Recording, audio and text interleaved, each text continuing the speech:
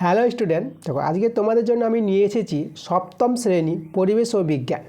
তো আমরা আজকে 11 নম্বর স্কুলটা করাবো। তো চলো আমরা প্রশ্নগুলোতে চলে যাই। প্রথমে আমাদের ফিজিক্যাল সায়েন্স আছে। তো দেখো একের যে প্রশ্নগুলো বলেছে, একের 1 নম্বরটা আমাদের এখানে বলেছে সমতল আয়নার সঙ্গে লম্বভাবে কোনো আলোকরশ্মি ওই আয়নার উপর আপতিত হলে প্রতিফলন কোণের মান কত হবে, সেটা হবে আমাদের বি নাম্বার অ্যান্সারটা 0 ডিগ্রি। দুইয়ের দাগে প্রশ্ন বলছে রংধনু সৃষ্টির কারণে, সেটা আমাদের বি নাম্বার অ্যান্সারটা আলোর বিচ্ছুরণ হয়। ঠিক আছে, কী হয়? আলোর বিচ্ছুরণ হয়।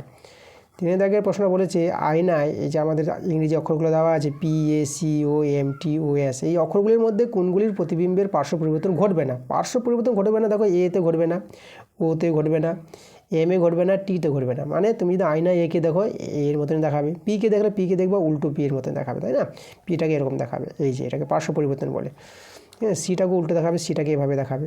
ঠিক আছে, একমাত্র যেগুলো আমি দাগ দিয়ে দিলাম, এই যে এতে পার্শ্ব পরিবর্তন হবে না, ওতে পার্শ্ব পরিবর্তন হবে না, এম এ পার্শ্ব পরিবর্তন হবে না, টি তো পার্শ্ব পরিবর্তন হবে না।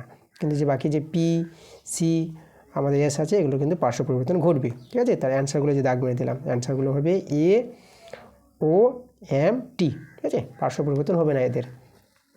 পরের প্রশ্ন দেখো, আমাদের 4 দাগের প্রশ্নটা বলেছে একটি দণ্ড চুম্বককে 3টি টুকরো করা হলো। তাহলে আমাদের এখানে অ্যান্সারটা হবে সি নাম্বার। তো 3টি টুকরোর চুম্বক থাকবে। ঠিক আছে, 3টি টুকরো চুম্বক থাকবে। 5 দাগের প্রশ্নটা বলেছে তড়িৎ চুম্বকের শক্তি বৃদ্ধি প্রদত্ত কোন ক্ষেত্রে সর্বাধিক হয়? সেটা আমাদের অ্যান্সার আসবে ডি নাম্বারটা, তারের পাক সংখ্যা ও তড়িৎ প্রবাহ মাত্রা একসঙ্গে বাড়ানো হলে। 6 দাগের প্রশ্ন দেখো, আমাদের বলেছে এখানে এলইডির পুরো নাম। তো এলইডির পুরো নামটা তোমরা লিখবা লাইট ইমিটিং ডায়োড, সেটা 59 পাতা পেয়ে যাবা তোমরা তোমাদের পরিবেশ বই থেকে। 7 দাগের প্রশ্নটা বলেছে তড়িৎ চুম্বকের একটি ব্যবহার লিখো। টেলিফোনে ব্যবহার করা হয়, তড়িৎ চুম্বক ফ্রিজে দরজায় অনেক ব্যবহার আছে, কলিং বেলে ব্যবহার করা হয়, যে কোনো একটা তোমরা লিখে দিবা। 8 দাগের প্রশ্নটা বলেছে দুটি অপ্রচলিত শক্তির উদাহরণ দাও, বায়ু শক্তি ও সৌরশক্তি। দেখো এবার দেখো আমাদের বলেছে সুইচ অন করলে কোনো বর্তনী মুক্ত বা বদ্ধ হবে। দেখো সুইচ যদি অন করো তাহলে কোনো বর্তনী বদ্ধ হবে। ঠিক আছে, আচ্ছা এবার চলে যাবো আমরা 10 দাগের প্রশ্নটা এটিএম কার্ডের পুরো নাম। তো এটিএম কার্ডের পুরো নামটা দেখো তোমাদের লিখতে হবে অটোমেট টেলার মেশিন। তোমরা পরিবেশ বই থেকে 47 পাতায় পেয়ে যাবা, আমি এখানে লিখে দিয়েছি অটোমেট টেলার মেশিন। 11 দাগের প্রশ্নটা বলছে ইলেকট্রিক বাল্ব এর ফিলামেন্ট কোন ধাতু দিয়ে তৈরি? টাংস্টান ধাতু দিয়ে তৈরি। 12 দাগের প্রশ্নটা বলছে দুটি জলজ প্রাণীর উদাহরণ দাও যারা নিজের দেহে বিদ্যুৎ উৎপাদন করতে পারে। তোমরা লিখবা ইল ও জেলিফিশ। আচ্ছা, এরপরে বড় প্রশ্নগুলো আছে, বড় প্রশ্নের বই থেকে পেয়ে যাবা। আমি লাইফ সায়েন্সে চলে যাব। চলো লাইফ সায়েন্সের আমরা প্রশ্নগুলো দেখি।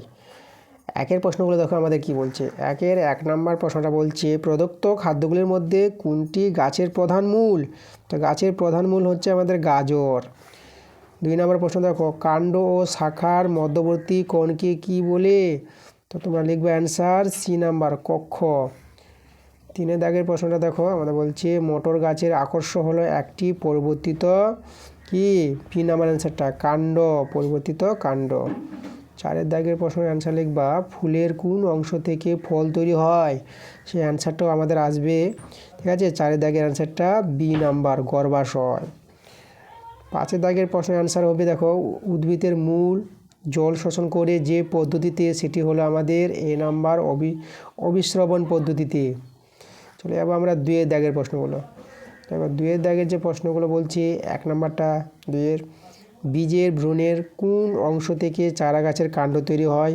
তোমরা অ্যান্সারটা লিখবা প্লামিউল। 2 দাগের প্রশ্নের অ্যান্সারটা দেখো, 2 দাগের প্রশ্নটা বলছে পরাগ মিলনের একটি সমস্যা লিখো। দেখো পরাগ মিলনের সমস্যা তোমাদের বইতে 204 পাতায়, আমি তোমাদের দেখিয়ে দেবো 204 পাতা বের করে।